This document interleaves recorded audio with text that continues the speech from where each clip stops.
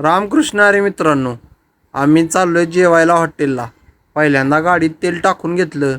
जेवायला कुठं जायचं म्हणल्यावर रानगंध हॉटेलला जाऊया म्हणलं. तेवढ्यात सुशा म्हणला हॉटेल विट्स सत्यजितला जाऊया.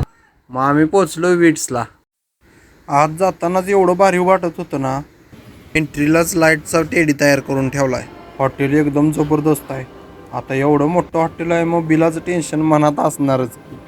म्हणलं जाऊ दे, फाटेल नाही तर तुटल, जिंदगी ना मिलेगी दोबारा.